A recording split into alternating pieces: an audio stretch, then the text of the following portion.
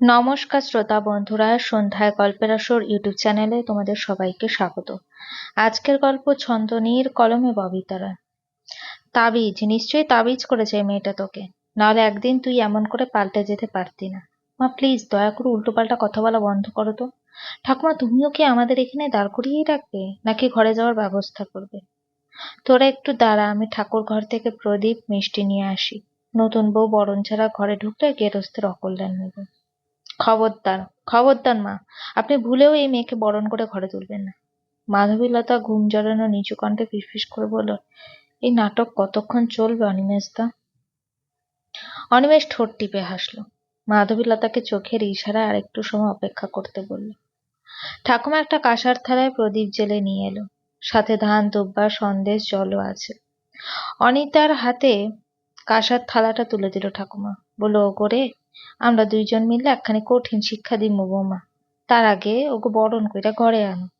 কাঁসার থালাটা শাশুড়ি মায়ের হাতে দিয়ে অনিতা বলল, আমাকে ভুলিয়ে লাভ নেই মা, আপনার চিড়ে ভিজানো কথায় আমি আর ভিজবো না। একটু আগে আপনার নাতি কি বললো শুনেছেন? সে নাকি বউ নিয়ে ঢাকা থাকবে। বিয়ের এত বছরে এই কথা একবারও আপনার ছেলের মুখে শুনেছেন? আমি ওদের বরণ করবো না। আপনার ছেলেকে এক্ষুনি আসতে বলুন, সে এসে দেখুক তার ছেলে কি কাণ্ড করেছে। খামোকা জেদ কইরো না বৌমা, ওরা হইলো আজকালকার পোলাপান, গাঁও গ্রামে থাইক্কা কি করবো কও? তাহলে আমি থাকি কেন?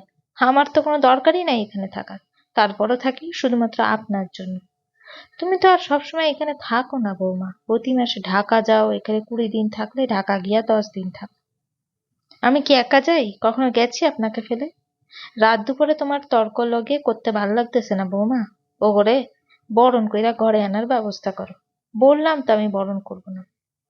মায়ের রাগ ঠান্ডা জল করার ঔষধ অনিমেষের বেশ জানা আছে। অনিমেষ মায়ের গলা জড়িয়ে ধরল, দুঃখী দুঃখী কণ্ঠে বলল, তুমি শুধু শুধু রাগ করছো কেন মা?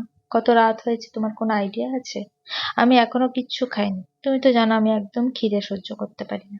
এদিকে তুমি আমাদের বরণ না করলে ঠাকুমা আমাদের ঘরে ঢুকতে দেবে না। আমার বউকে আপাতত তোমার মেনে নেওয়ার দরকার নেই, ধীরে ধীরে মেনে নিলেই হবে। প্লিজ মা, এখন বরণ করে আমাদের ঘরে যাওয়ার ব্যবস্থাটা করো। অনিতা চোখের জল মুছে বরণের থালাটা হাতে নিল, বলল, শুধু তোর খিদে লেগেছে দেখেই কিন্তু বরণ করছি, তোর বউ যেন আবার অন্য কিছু ভেবে না নেয়। অনিতার বোকা বোকা কথা শুনে মাধবীলতার মনটা ভালো হয়ে গেল। এই যুগে এত সহজ সরল মানুষ খুবই বিরল।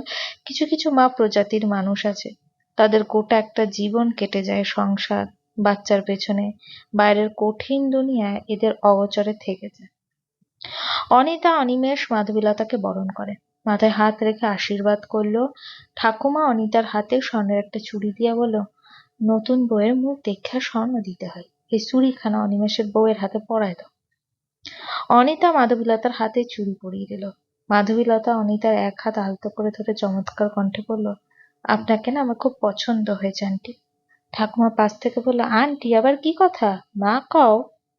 উত্তরে মাধবীলতা মিষ্টি করে হাসল। অনিতা কণ্ঠে বিরক্তি ফুটিয়ে বলল, অনিতার বউকে আমার সাথে ঢং করতে মানা কর। মাধবীলতা অনিমেষের হাত ধরে বাড়িতে প্রবেশ করলো। অনিতার ছেলেকে না খাইয়ে কিছুতেই দোতলার শোবার ঘরে যেতে দিতে চাইল না। অগত্যা কোনো মতেই ফ্রেশ হয়ে পোশাক না পাল্টেই খেতে বসলো। ঠাকুমা ওদের পাশে বসলো। মাধবীলতাকে জিজ্ঞেস করলো, তোমার নাম কি নাতবো? মাধবীলতা।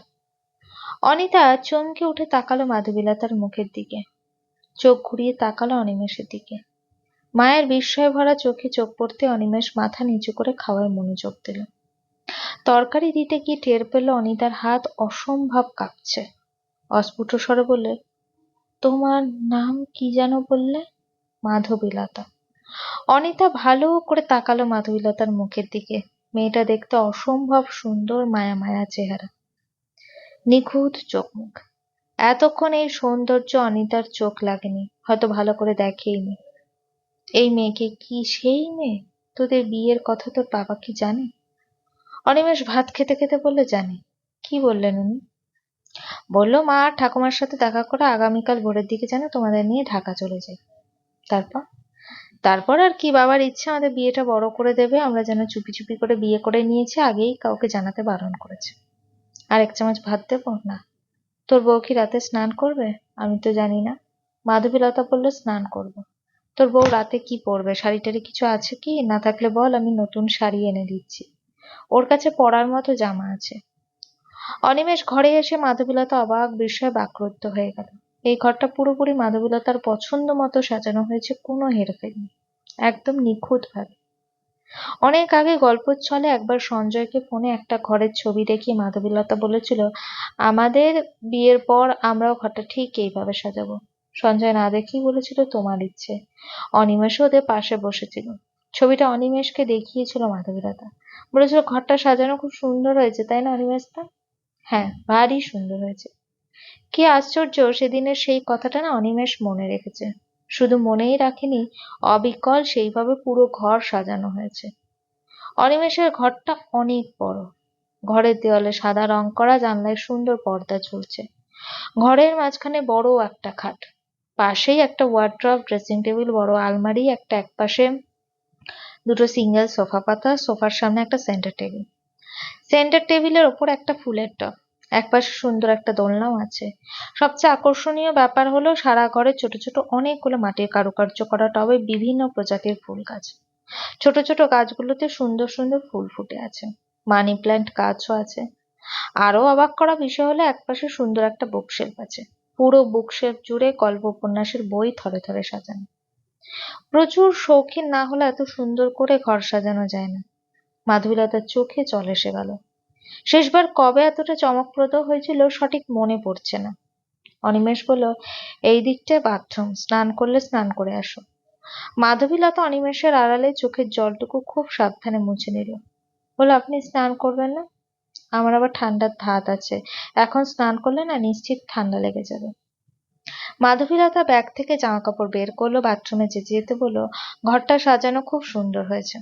অনিমেষ মাথা চুলকে হেসে ফেলল, ওর ঘর সাজানো সার্থক। অনিমেষ ইলেকট্রিক কেটলিতে চায়ের জন্য জল গরম করতে দিল। তারপর এক ফোঁটা চট করে পোশাক পাল্টে একটা ট্রাউজার আর হাত কাটা গেঞ্জি পরে নিল। মাধবীলতা স্নান করতে করতে চাটা চট করে বানিয়ে ফেলল অনিমেষ। অনিমেষ ইতিমধ্যে 3 কাপ চা খেয়ে ফেলেছে। এখনো মাধবীলতা স্নান করে বের হয়নি। অনিমেষ রীতিমতো চিন্তায় পড়ে গেল। স্নান করতে তো এতক্ষণ সময় লাগার কথা না। মাধবীলতার এতক্ষণ লাগছে কেন? অনিমেষ বুঝতে পারছে না। নাকি মেয়েদের স্নান করতে বেশি সময় লাগে? অনিমেষের তো সর্বোচ্চ 5 মিনিট লাগে, সেখানে পাক্কা 35 মিনিট পার হয়ে গেছে, তবুও মাধবীলতা বের হচ্ছে না। মাধবীলতা, তুমি ঠিক আছো তো? কে? অনিমেষদা? হ্যাঁ, স্নান করতে এতক্ষণ লাগছে কেন তোমার? মানে ঠান্ডা লেগে যাবে তো।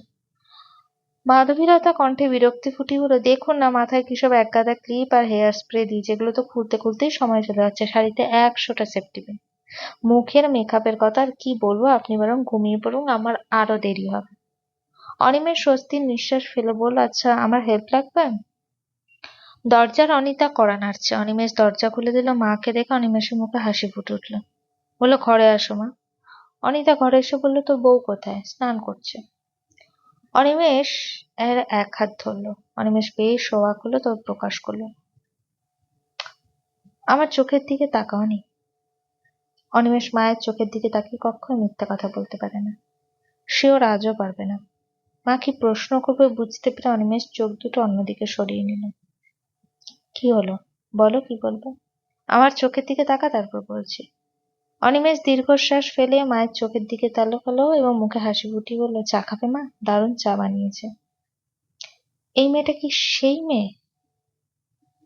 এই মেয়েটার জন্যই কি তুই তোর ঘর এমন করে সাজিয়েছিস? তোর ব্যালকনি ঘেঁষে মাধবীলতা গাছটা নিশ্চয়ই এই মেয়েকে ভালোবেসে লাগিয়েছিস। অনিমেষ বাঁ হাতে তালু দিয়ে কপাল ঘষল। মায়ের দুহাত আঁকড়ে ধরে বলল, মা প্লিজ ওকে কিছু বলো না। আমি যে ওকে ভালোবাসি ও এখনো জানেই না।